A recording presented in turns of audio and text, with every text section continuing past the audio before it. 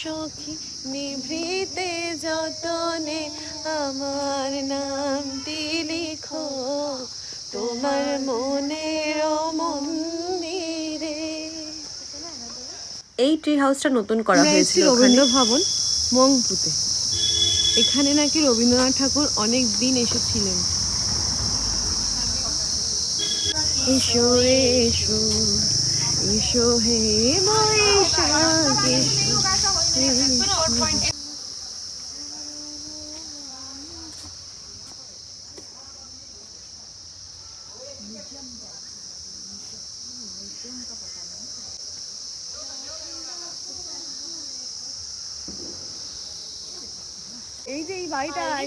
এখানে আসার আমার মেন উদ্দেশ্য ছিল যে এখানে কুইনাইন তৈরি হয় যে গাছ থেকে শিংকোনা, সেই শিংকোনা গাছের চাষ এখানে হতো, আর পাশেই ছিল শিংকোনা গাছ থেকে তৈরি হওয়া কুইনাইনের ফ্যাক্টরি। ঢুকতে পারবো।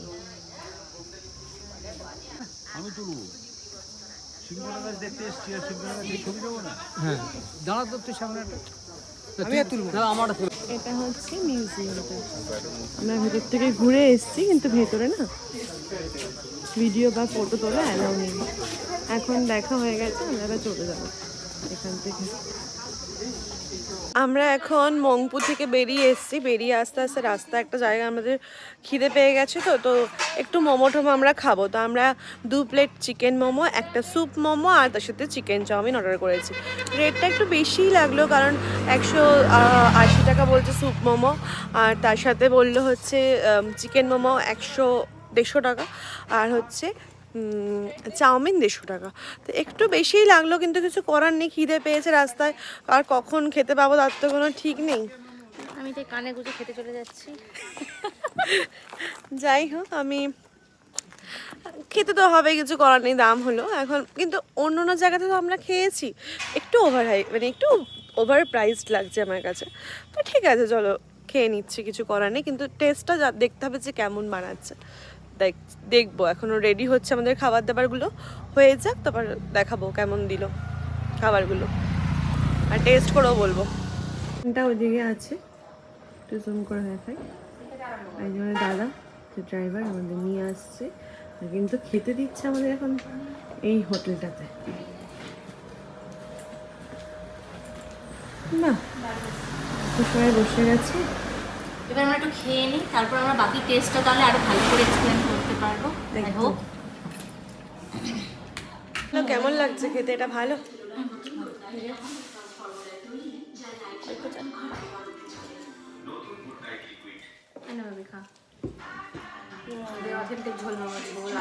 ভালো, এটা ভালো খেতে।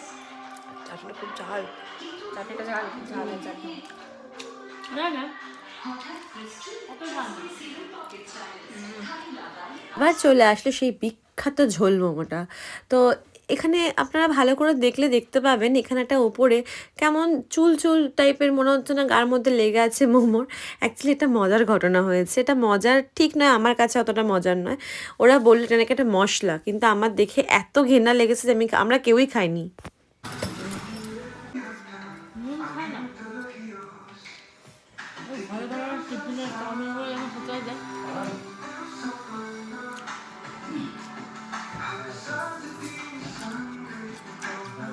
যা দাম নিয়েছে তাতে 10-এ 1।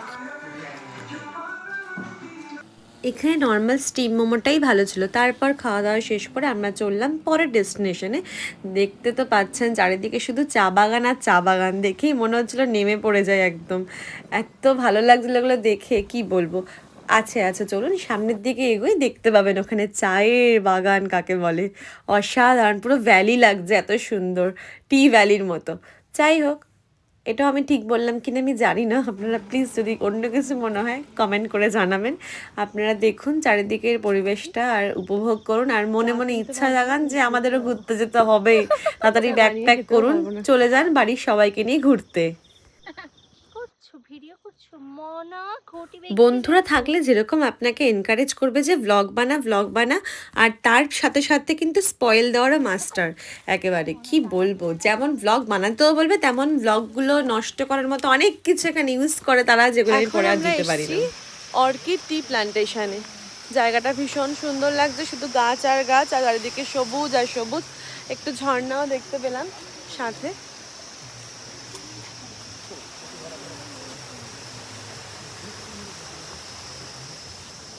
খুব সুন্দর, এখানে বেশি ভালো লাগবে। খুব বেশি টাইম আমাদের হাতে নেই, কারণ আমরা এসি 3:30-তে, এটাতে 4 PM অফ হয়ে যাবে। তো বললো তাড়াতাড়ি করে অতটা পাচ্ছি ভালো করে দেখে নিই, তাই শুধু ভিডিও করে রাখবো, পরে আপনাদেরকে জানাবো যে কোনটা কি আছে। কেমন, চলুন।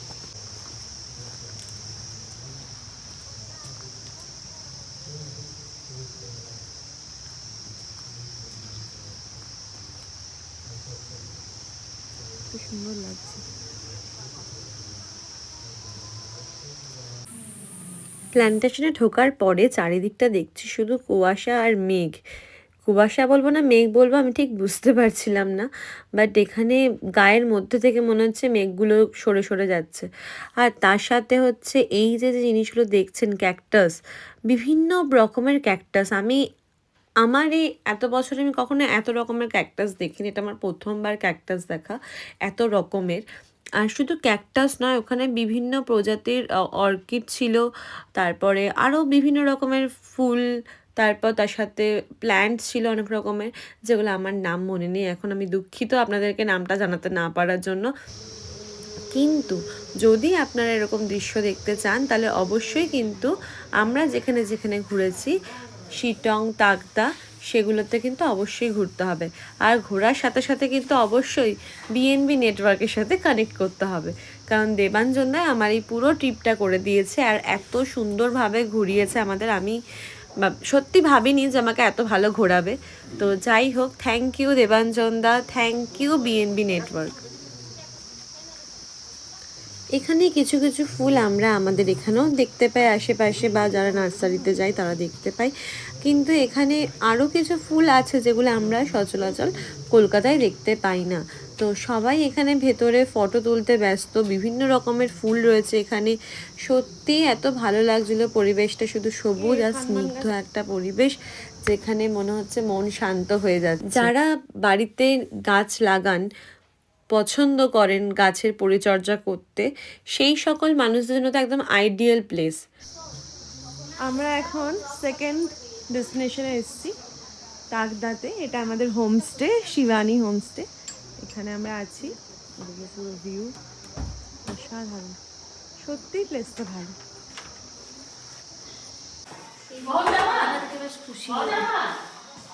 হোমস্টেতে যাওয়ার সাথে সাথে আমরা বসে পড়লাম লাঞ্চ করতে। তখন বেলা বাজে প্রায় 5টা। সাথে গরম গরম ভাত ধোয়া উঠছে, দেখতেই পাচ্ছেন, গরম গরম ডাল, সালাড, আর তার সাথে একটা পটলের তরকারি ছিল আর ডিমের ঝোল ছিল। তো চলুন আমাদের দুপুরের লাঞ্চটা সেরে নেওয়া যাক। প্রথমে তো ডাল দিয়ে ভাত খাচ্ছিলাম, তার সাথে পটল ভাজাও ছিল। খাওয়া দাওয়া শেষ করে আমরা বাইরের প্রকৃতিটা দেখছিলাম, এত সুন্দর লাগছিল কি বলবো। সন্ধে সবে নামছে আর সূর্যের আভা, তার সাথে মেঘ আর পাহাড়, সব কিছু মিলেমিশে অসাধারণ। এরপর এগুলো করতে করতে আমাদের রাত হয়ে গেল। রাতের ভিউটা আপনাদের পরের ভ্লগে দেখাবো সন্ধেবেলা আমরা কি করেছি। ততক্ষণ টাটা।